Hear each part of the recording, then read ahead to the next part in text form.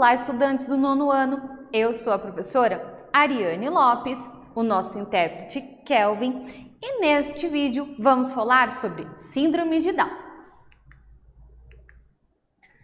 Vamos observar essa imagem. Então, nessa imagem nós temos um menino com Síndrome de Down, características muito próprias, né? Então, apenas olhando a imagem nós já conseguimos observar que este menino tem Síndrome de Down. Você já estudou? Tem alguém na sua família, alguém na sua escola que tem Síndrome de Down? Qual é a importância da inclusão desta criança na sociedade, no ambiente escolar? Nós precisamos ter empatia com essas crianças, precisamos ajudá-las, precisamos amá-las. Elas são muito carinhosas. Nós precisamos e devemos ter empatia e ajudar essas crianças a ter esse convívio dentro das nossas escolas. A primeira descrição clínica dos sinais característicos da pessoa com síndrome de Down ocorreu em 1866. O termo síndrome significa um conjunto de sinais, sintomas observáveis. E o Down significa, é o sobrenome do médico, que era um pediatra, em inglês John Langdon Down, que realizou a primeira descrição, então, desta síndrome. Então, John Langdon Down foi o pediatra, o médico pediatra, que conseguiu descrever pela primeira vez, conseguiu identificar essa síndrome. A síndrome de Down é uma condição genética, uma mutação numérica. Então, nós aprendemos na aula de semana passada sobre as aneuploidias e euploidias. Aneuploidias está relacionado, então, com a questão numérica, uma mudança numérica. Vamos entender. Quando o espermatozoide fecunda o óvulo, então, o espermatozoide, 23 cromossomos. Óvulo, 23 cromossomos. Quando este óvulo é fecundado, 23 com 23, ficamos então com 46 cromossomos.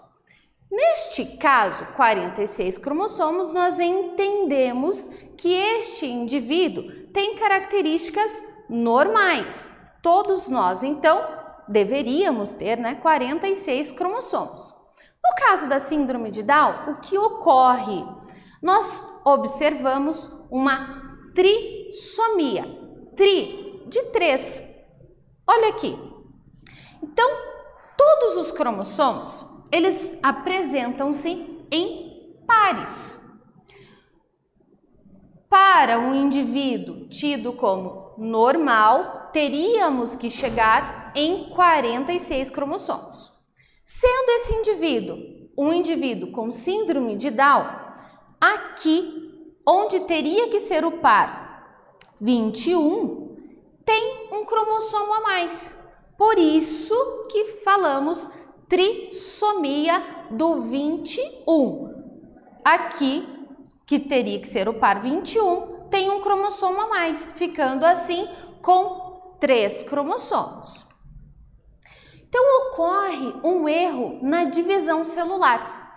Então, como a professora falou para vocês, tem o óvulo com 23 cromossomos e o espermatozoide com 23 cromossomos. A junção disso, quando fecundado, ficamos então com 46 cromossomos. No caso do Down, tem um cromossomo a mais. Então, na maioria dos casos, o erro ocorre na formação deste óvulo com o espermatozoide. Assim, o cromossomo 21 vai ter um cromossomo a mais, um cromossomo extra. Por isso chamamos trissomia, de 3. Então, o diagnóstico da síndrome de Down, ele é feito pelo estudo dos cromossomos. Então, normalmente, as mulheres, as gestantes, elas precisam realizar periodicamente um pré-natal. e realizar exames e verificar se o desenvolvimento desse feto está correto. Normalmente, fazemos exames que o médico faz ali a análise do crescimento desse feto. Se esse médico verifica neste exame alguma alteração, ele pede então exames aprofundados para verificar se pode ter ocorrido aí, essa mãe pode estar gestando uma criança com alguma mutação genética no caso. Então, existem exames como pulsão do líquido amniótico, que o médico vai, com o auxílio de uma seringa, de uma agulha, vai retirar ali da barriga ali da mãe, né, esse líquido amniótico para fazer uma análise. Ou também a coleta de fragmentos.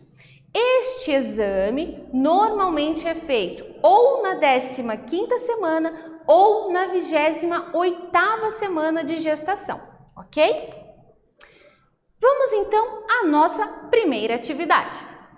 A síndrome de Down é causada por uma anomalia cromossômica em que o portador apresenta células com 3 cromossomos do número 21. Os afetados apresentam geralmente baixa estatura, pescoço relativamente curto, olhos obículos, mãos curtas e largas, entre outras características. Essa síndrome é um exemplo de mutação numérica. Qual é o tipo da mutação que nós estamos falando? Um tempinho para vocês responderem.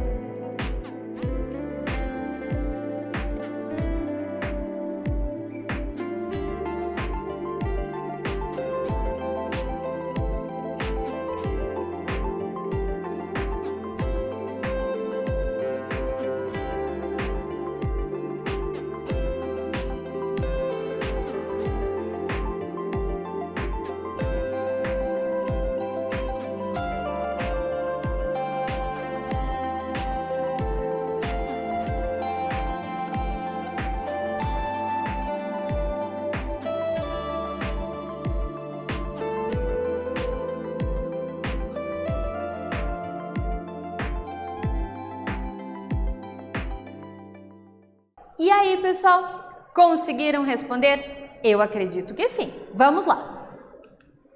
Então, a síndrome de Down é um tipo de aneuploidia, pois ocorre uma alteração no número de um par de cromossomos. Neste caso especificamente, estamos falando da síndrome de Down, então ocorre o aumento de um cromossomo. Onde teríamos que ter 2, o parzinho 21 vira 3. Por isso é chamado de trissomia do cromossomo 21, síndrome de Down. Algumas características da síndrome de Down são o rosto arredondado, as mãos são menores e os dedos são mais curtos. Tem as pregas palmares são diferenciadas, as orelhas pequenas, o pescoço mais curto, a língua é protusa, ou seja, para fora da boca. E também tem um grau de comprometimento intelectual. Cada indivíduo, essas características físicas são bem observáveis, principalmente na questão das mãos, na questão do rosto, nós identificamos rapidamente. Agora a gente tem que se atentar para o comprometimento intelectual. Isso não quer dizer que a pessoa portadora de síndrome de Down não consiga e não possa realizar qualquer atividade. Ela pode sim. No Brasil, segundo as estatísticas, a cada 700 bebês, um é portador de síndrome de Down. Essa taxa ela vai aumentando devido a uma virtude da idade da mãe, e eu já vou explicar para vocês. Então, há uma relação proporcional entre a idade da mulher e a chance dela ter um indivíduo, dela gerar um indivíduo com síndrome de Down. Meninas, nós, mulheres, já nascemos com os nossos óvulos. Claro que esses óvulos ainda são primários, ainda estão em formação. Quando temos a primeira menarca, ou seja, primeira menstruação, então esses óvulos, isso é um sinal de que esses óvulos já estão maduros. O que ocorre? A cada mês, no ciclo menstrual, liberamos um óvulo. Um mês liberamos um óvulo pelo ovário direito, um mês liberamos um óvulo pelo ovário esquerdo. E assim por diante. O que eu quero dizer para vocês com essa explicação é que os nossos óvulos têm exatamente a nossa idade, porque nós já nascemos com eles. Então, eu tenho 19. Você aí em casa, qual é a sua idade? A idade dos seus óvulos tem a mesma idade que você. Por isso que, quando as mulheres acabam protelando essa questão de ser mãe, tem-se então uma intensidade aí de aumentar este número de casos em relação à síndrome de Down, porque o óvulo já tem a idade desta mulher. Então é por isso, não quer dizer que isso é uma regra, por favor, mas aumenta-se as chances desta mulher acima de 40 anos ou mais ter uma criança, uma gestação aí de uma criança com a síndrome de Down, ok? A síndrome de Down não é uma doença e não deve ser tratada como uma doença. Pessoas com síndrome são, na maior parte do tempo, saudáveis. Ocasionalmente, como eles têm uma consequência de uma baixa resistência, tá? Então, a imunidade deles é baixa.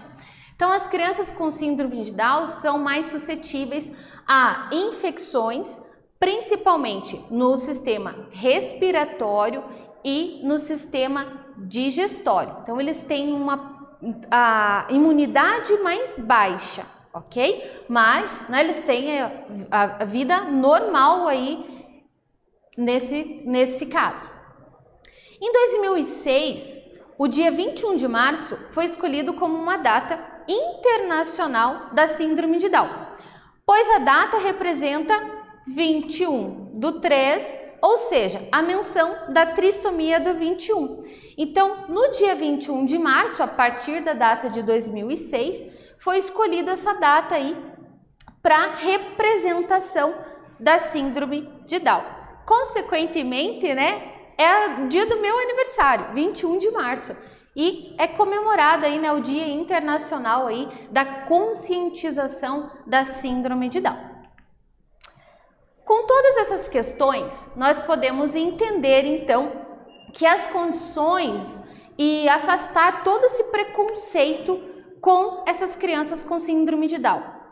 Pessoal, se vocês tiverem a curiosidade de realizar pesquisas sobre indivíduos com síndrome de Down, vocês vão encontrar músicos, jornalistas. Eu encontrei até uma vereadora portadora da síndrome de Down, ou seja, não tem limite, né? Por isso que eu falei daquela questão cognitiva. Então, cada indivíduo vai, né, se desenvolvendo e cada um vai encontrando o seu caminho, ok? Então, os portadores de síndrome de Down, eles podem sim fazer qualquer coisa. Pesquisa lá, vocês vão achar bem interessante. Eu encontrei músicos, eu encontrei vereadora, jornalistas, então eles estão aí por aí espalhados e fazendo o seu melhor, como todos nós, com certeza. Vamos para a nossa segunda atividade. Analisando o cariótipo de uma pessoa, um pesquisador percebeu uma trissomia no cromossomo 21 e a presença de 2 cromossomos sexuais X. Com essas informações, é possível afirmar o que sobre este cariótipo? Falamos sobre cariótipo na aula anterior a esta. Então, se você não assistiu, volta lá, procura lá que você vai encontrar. Então, retomando um pouquinho para que vocês tenham material para responder essa pergunta.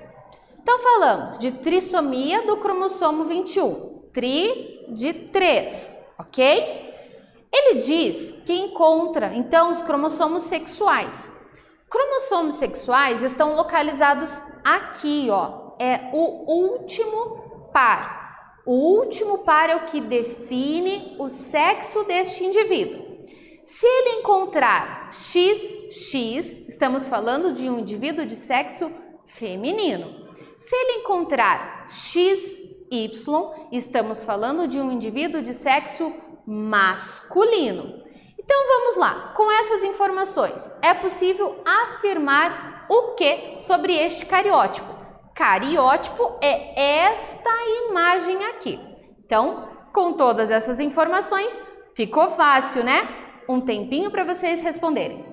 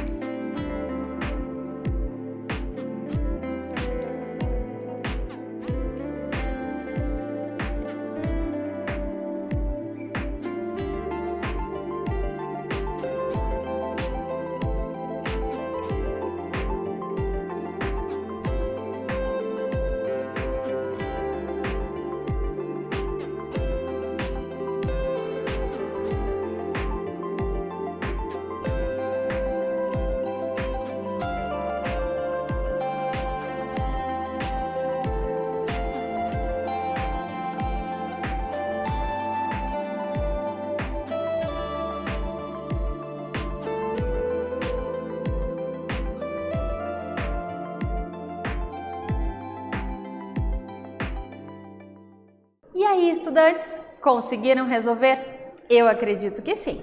Vamos lá. Então, o cariótipo em questão é de uma mulher, porque aqui nós verificamos XX, portadora da síndrome de Down, né? Uma pessoa com síndrome de Down. 3 cromossomos no cromossomo 21. Então, como a professora falou, né, aqui todos eles deveriam estar em pares. Se estivessem em pares, estaríamos falando de um indivíduo tido como normal. Neste caso, quando aparece um cromossomo a mais, independente de qual fosse, só mudaria, no caso aqui, a mutação, a síndrome, né? Então, no caso aqui, no 21, síndrome de Down. E estamos falando de um indivíduo do sexo feminino. Então, nesta aula, falamos sobre alterações genéticas. Especificamente, falamos sobre a síndrome de Down. Espero que tenham gostado. Até breve!